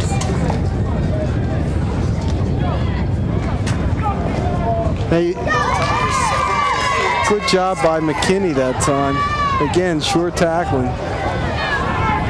4th down and 12. And Ditano, who is 7 out of 14 this afternoon, will probably have to fire it up again here. A play action pass. He's under pressure. Simmons flushes him out of the pocket. Now he floats up a duck, and it is picked off right at the goal line. That's at about the 2-yard line, I suppose, it looks like from here. And William Suber. Why would you pick it off, though? I don't know. A little bit of a brain cramp there. I mean, they wanted the ball, obviously. You want to make sure it's not caught. Actually, it wasn't Suber. I think it was Rivera who picked that off. And not a real smart play defensively, because instead of getting the ball out across your own 20, now you have it at your 2. You just want to bat this thing away. You're right, partner. That time they had about 3 blockers on Desmond Simmons. But watch, he could have just tipped that out of play. Well, you know, it's a natural instinct. It is an instinct to grab it, but he also had a Paulsboro receiver right there. Yeah, but he had outleaped him, had his hands on the ball, and really that's the type of thing you just want to just bat that thing away. The only danger is, Mark, that every once in a while you can swing and miss. And if you do that, the receiver's got it. Now we've got an illegal substitution against Woodbury. Half the distance. That'll take the ball to the 1-yard line. So the Thundering Herd can't get much closer to their own end zone. They do. They move it about a foot. And it's back to the 1. 1st and 11 from the 1-yard line. 35 seconds left to go here in the 3rd quarter. The Herd down 17-7. Really have their work cut out for him now. Rivera looks around at his backs, which are split. They try to rush the ball straight forward, and they get maybe another yard breathing room. I think Presley was the ball carrier that time, and he picked up just about a yard, maybe a yard and a half. And that probably will be the end of the 3rd quarter of play.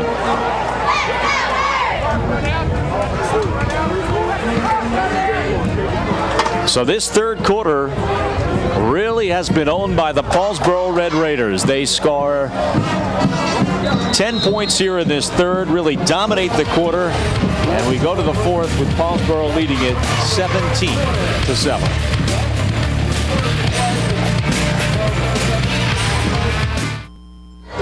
Fourth quarter action from Woodbury High School. I'm Jack Hibbert along with Mark Narducci. 17-7. There you see it. Paulsboro on top and Woodbury in trouble. They have a 2nd down and 9 with the ball on their own 1.5-yard line. Clark, I believe, is the ball carrier as he fights his way out to about the 4, but it'll be 3rd and long. Well, field position has been a big part of this so far in this ball game, and it continues to be, especially now for Woodbury deep in their own end. But listen to this. Paulsboro's average starting field position in this game, Mark, the Woodbury 47, Woodbury their own 25. Big disparity there. I would have Rivera carry the ball on this one. Well, this is a big 3rd down, needless to say. We'll see what they do. Rivera's going to keep it in his hands. Is he going to pass or run? He's going to pass, and he's got a receiver. McKinney open at the 12-yard line, and that is a huge 1st down. No, it isn't. There's a flag on the play, and they're bringing it back.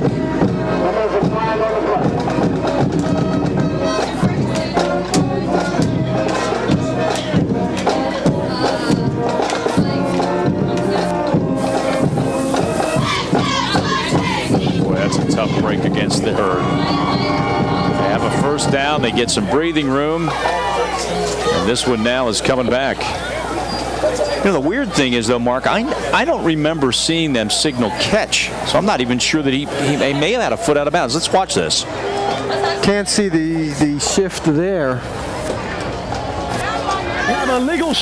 And my point would be is if this is an incomplete pass and it looks like it is, then you decline the penalty, which is exactly what's happening. That was not a 1st down. Evidently, McKinney did not get the 1 foot in necessary. We talked about that just moments ago. Paulsboro with a big advantage in holding the football, and they're going to get it back here. They're also going to come after this punt. End over end kick, not a very good one by Clark, fielded by Redmond at the 33, and he's got some room. Look out, Redmond looking for blocks, still on his feet, dancing around inside the 20-yard line, and they're going to get the ball back on the Woodbury 23-yard line. 16-yard line. Well, we talked about that average starting field position. That's only going to be enhanced by getting this one inside the 20. Now, there is a flag on the play. It's motion against Woodbury. I would decline that if I'm Paulsboro. You have it at the 18. On the offense. Bruce Carter with the call, and they will decline, I think. Look at Redmond now, who's really picked up the steam in the second. There's Clark, the punter, coming in on the tackle that time. Well, Paulsboro with a chance to put this one out of reach here if they can convert. There's still plenty of time, 11 minutes left in the ball game, but it's been some second half by the Red Raiders who have absolutely dominated after we played to a 7-7 tie at the break. Conquest comes in motion, now sets himself on the right side of the line, backs in the eye, and they'll go up the middle with Beverly. Beverly met immediately by Nate Winters.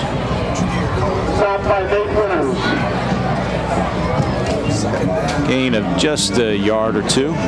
Paulsboro has had such an overwhelming time of possession, as we had showed earlier. The Woodbury defense is actually playing pretty well. They've been on the field a long, long time here in the second half. There's Winters just sliding over that time and making the play. And you got to wonder, too, how long they can keep that up. We haven't talked about the weather, partner, because, you know, you let us down by not bringing your thermometer. But it's warm today. Temperatures expected to be in the low 80s and quite humid. That could be a factor as we progress here in this fourth quarter. Flags all over the place. 4 or 5 flags. Everybody. I think the officials thought, well, you know what? I haven't thrown one yet today. We'll see if this works. Well, it was the left side of that line from Paulsboro, and I think they picked somebody there holding. Or 2 or 3 guys, perhaps. I don't know. Lots of flags there. This is definitely coming back.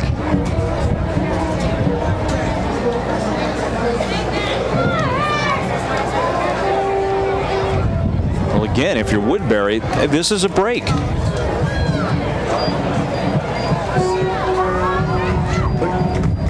Well, you don't think Zach Valentine's going to let his team quit, do you? No.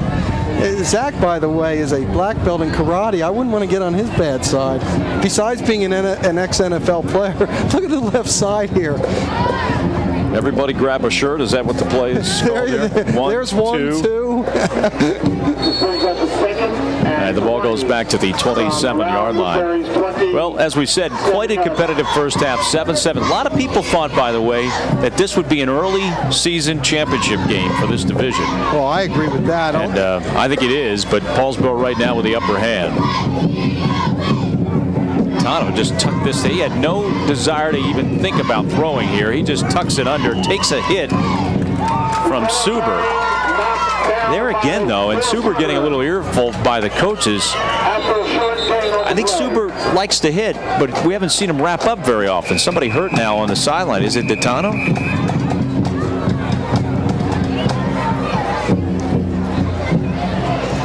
He saw Desmond Simmons 77 there and said, uh-oh, that's the guy that got me. I better run away from him. I watch Suber comes up and puts a lick on him, but he doesn't wrap him up. That time he does shove him out of play, and I think he is shaken up a little bit, is the quarterback Tano, who took that vicious hit at the end of the first half and is shaken up. So we have an official's timeout on the field for an injury.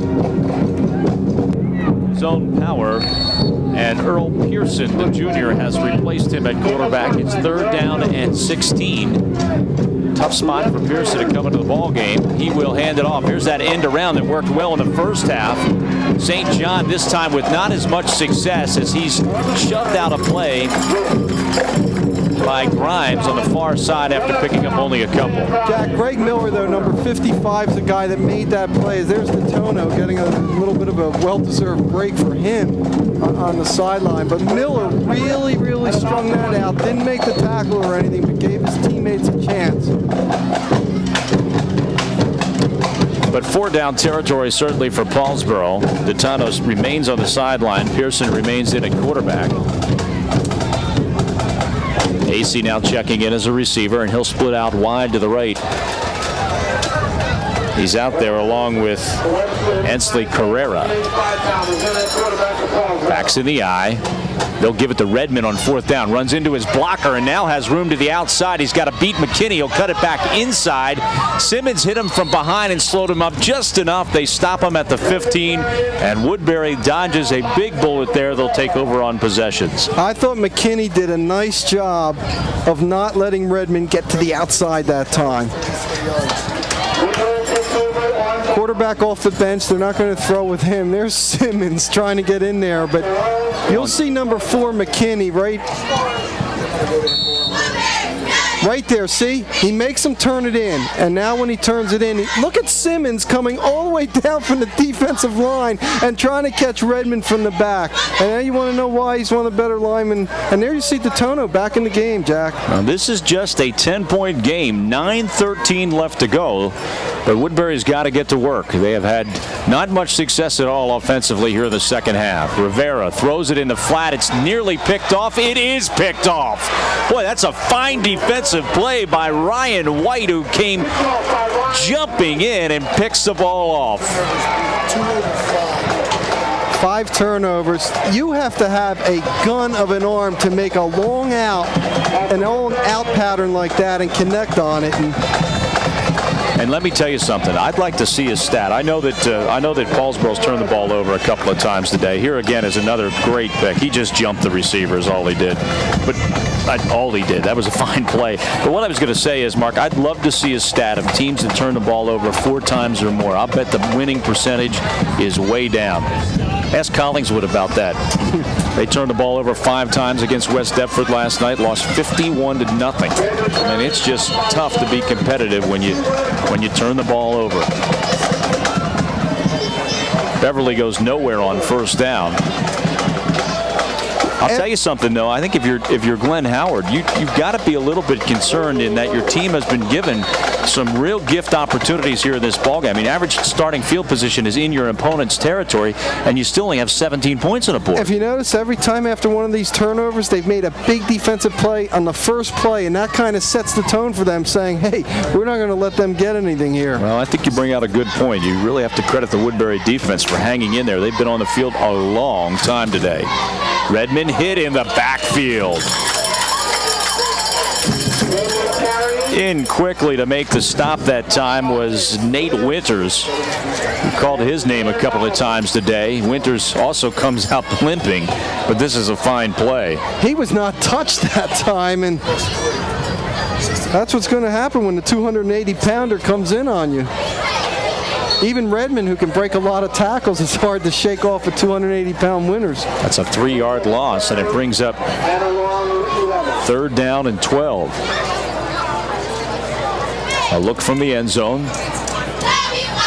DeTano with the give to Redmond. He's got room over the left side. Redmond wide open to the 10, to the 5. Redmond is marked out at the goal line. That's a touchdown. Late call by the official. I thought initially he was in, but we had to wait a long time to get the official call. Redmond with the score, and Paulsboro pads their lead. 17 carries, 64 yards.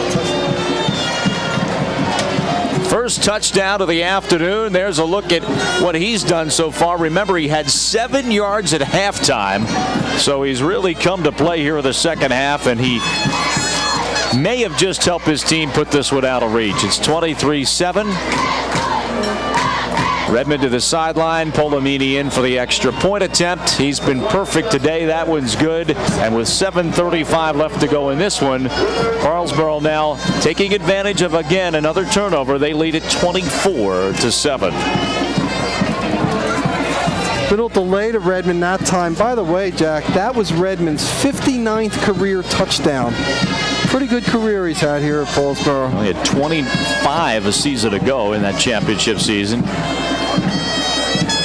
See, a little delay and he goes the other way. And again, Garin right there sealing off a block. And now it's one-on-one with Rivera. Well, and you knew too, Mark. I mean, that was a great job to get in. You just had the feeling that when Rivera got him at the 5, there was no way he was going to be able to stop Redmond. Redmond's a guy, as you mentioned, with just unbelievable scoring ability, and he smells the end zone. Here's the thing, though, Jack. They played 2 games. They beat Haddonfield 29-7. They're winning handily here. Redmond has yet to get 100 yards. He has not had a dominating performance, and they've beaten 2 of the better teams in the Colonial pretty decisively here. And that says a little bit something, because what's going to happen when Paulsboro starts to get it rolling? Kind of scary. Well, this has been just a dismal second half for Woodbury. They get ready to take the control of the ball offensively. There's a deep kick by Polomini. It is touched, but it goes through Rivera's hands. Mark, offense so far in the second half for Woodbury, -1 yard total offense. Been a little bit of a struggle here in the second half. By the way, Woodbury is not, this is kind of following a pattern for Woodbury. Remember last year, they get off to an 0-3 start. The year before that, they're 0-2 and then 1-3. The year before that, in '99, remember they had the 2 forfeit losses, so they started out on the field 0-3. As you see, winners there getting some help. Once again now, this is going to be a tough start for Woodbury again. Well, it is a tough start. They still have plenty of time to make some noise this season. As you have indicated, they've done it before, and they're going to have to do it again. Rivera on first down, going downfield, had Clark wide open. Clark would have needed to beat Titano, but other than that, nobody else between him and the end zone. That one went right through the wicket. It's the second time, I think, today that Clark's had one go through. Rivera's had a tough day today, but this one isn't on him. No, it was right there. Right there. What are you going to do? Clark's made some big plays and will continue to. That certainly won't be one of the memorable ones for him. Remember, this the first loss in the conference for Woodbury, but again, as we mentioned earlier, this might have been for the championship. You don't probably predict, at least, that Paulsboro will have much more difficulty in this Patriot division. Rivera now going to take things into his own hands. Beats Polomini at the 38, still on his feet. Sheer determination to the 49-yard line. That is a pickup of 31 yards and a first down for the Herd in Paulsboro territory. He made a cutback at the 35-yard line. That was just vintage Rivera. Yeah, I think Polomini's still looking for parts of the uniform here. They drop Look about at that here.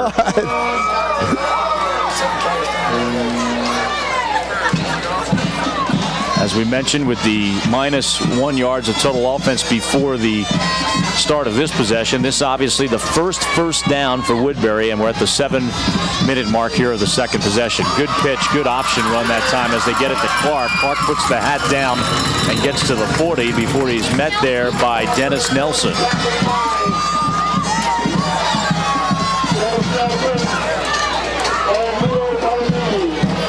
Not seen as much option as I thought I'd see today from Woodbury. Kind of a tough pitch that time. Good hands by Clark. There's a lot of open room. McKinney trying to get Nelson off, and look at the way Nelson played off that block from McKinney. Well, you wonder if Clark had cut that inside, whether or not he'd had more yards than he did. Fine effort, though, by Clark to give Woodbury a first down. Rivera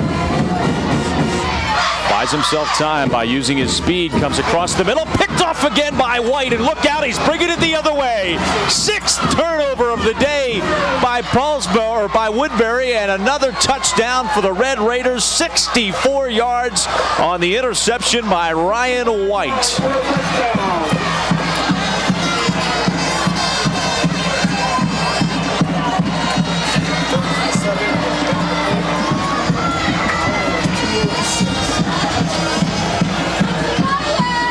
Wow. Just what it looked like Woodbury was putting together a little bit of offense.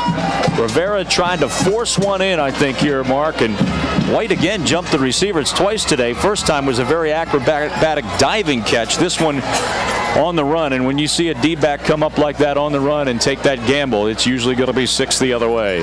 White's made 2 sensational interceptions today. As I mentioned, the 6th turnover by Woodbury this afternoon. Polomini with the extra point. And it is 31-7. Paulsboro has just exploded here in this second half to lead it with just 6:17 to go.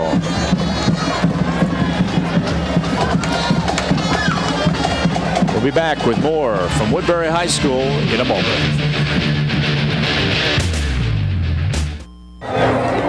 31-7, the Red Raiders now with a big second half and a big lead. 6:17 to go. I'm Jack Hibbert along with Mark Narducci. Woodbury will give it a try again on offense. Mark, the Herd have run 9 offensive plays here in the second half. That's it. But 30% of the time it's been a turnover. 3 turnovers here in the second half on 9 offensive plays. McKinney comes up to take it at the 13-yard line. McKinney across the 30 and tackled there at the 32-yard line. Here's another look at a terrific defensive play. Second interception of the day by Ryan White. And second time that McKinney was right there with him. And when you float one up and he has great anticipation, we saw that on his first interception, and he's off to the races. Big throw for White. White racing with Bruce Carter there, but Carter a couple of steps behind. All right, we've got a timeout on the field for an injury. 6:09 remaining here in the fourth. Just to let the fans know that this game will be televised on CN8 on Monday at 2 p.m. Again, the game will be televised on CN8 Monday at 2 p.m.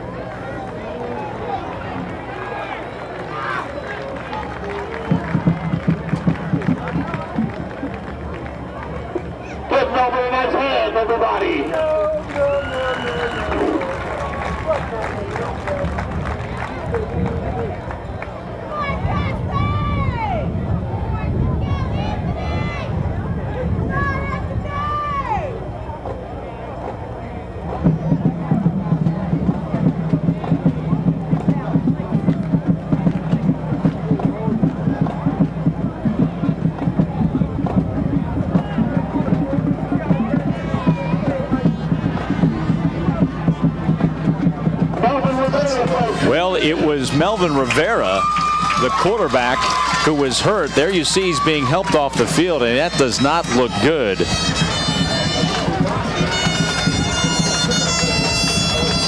Anthony Casalone, the sophomore quarterback, is the guy that's going to replace Rivera.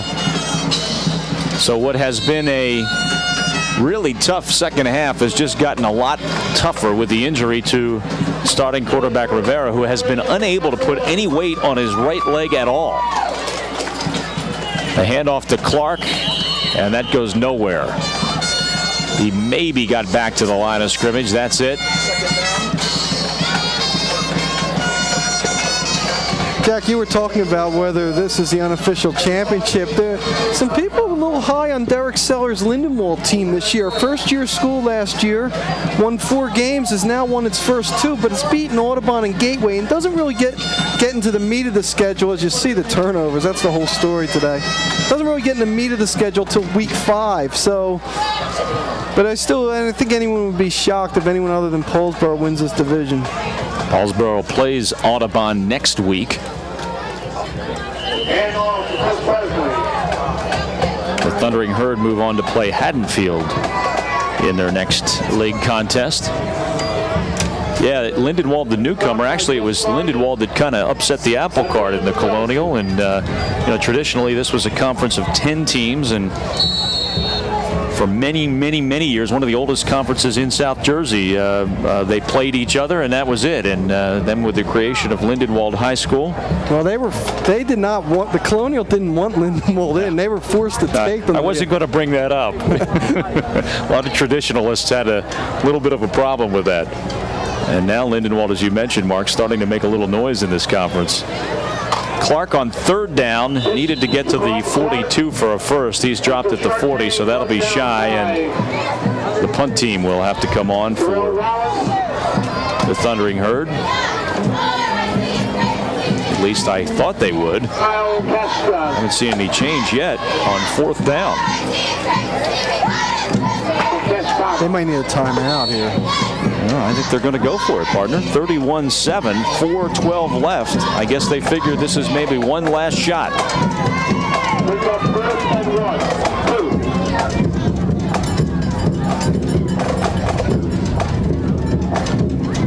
They'll pitch the ball this time to Grimes, and Kaylin Grimes has the first down. So what do I know about strategy? I don't know if there's a whole lot of strategy left in this one at 31-7. That is a first down for Woodbury out at the 44-yard line. Clock continues to roll after they set the change. 3:45 to go here. Here's a look at Grimes' effort for the first down. Jack, one of the reasons, as you see him getting a few extra yards there, one of the reasons Woodbury has gotten off to such tough starts is the fact that it has had a top-heavy schedule. I mean, this year again, West Deptford, Paulsboro, next week Haddonfield. That's no bargain to play the Bulldogs either. Oh, a little confusion there in the backfield. That'll happen sometimes with your backup quarterback. Koselo turned around and didn't see anybody to his right side. That's because his backfield was all going left. Oh, he saw 67, Mark Auger. Wrong color, though. I just think this, Jack. Today, Burlington City and Florence are playing, and those two teams, one of those two teams, the winner of that, might emerge as a contender in Group 1, but I would still be very, very surprised if the Red Raiders relinquish their title. I mean, they are not even on their game today. If you look at it, there were a lot of things that Coach Howard can point out to them that they've got to work on, and they beat a good team decisively here. Grimes gets the carry. I agree with you, Mark. I think that this is a ball game that could be masqueraded by the score. Paulsboro put together a pretty good second half, but let's be honest, when you get the ball at your opponent's 30, the 25, the 20, the 19, it's not that tough to score. And so this is where the score becomes a little deceiving in terms of the outcome of the game, and I don't think anybody on the coaching staff, in fact, I know Glenn Howard will not allow his team to get too puffed up by what they've done here today. I know. In their current, this will be 25 wins in a row. They've only had 3 games that were decided by a touchdown or fewer. That's amazing. One of them, of course, against this Woodbury team in the playoffs last year. We talked about that earlier. Clark hit at the line of scrimmage, but then stays on his feet and gets to midfield. That is short of the first down. I think everybody just glad that the clock continues to roll as this one is winding down to a close. 1:35 to go. Mark mentioned we're going to see the other leader in the other division of this Colonial next week in West Deptford, who Mark has been, you look at the replay here by Clark, who has been a little bit impressive here to start things. Of course, they beat Woodbury in their season opener and then just really pasted Collingswood last night. Hey, the one thing about West Deptford they can't do, they have Sterling the following week, and those are the top 2 in the Colonial Liberty, and can't look past Haddon Heights, but I think West Deptford's going to be a prohibitive favorite in that game. There you see the time left in this one. Fourth down, nobody to pitch to, and that's the. No, I don't know how he hung on to that ball. He didn't. We'll be back in a moment to wrap things up as Paulsboro will take possession.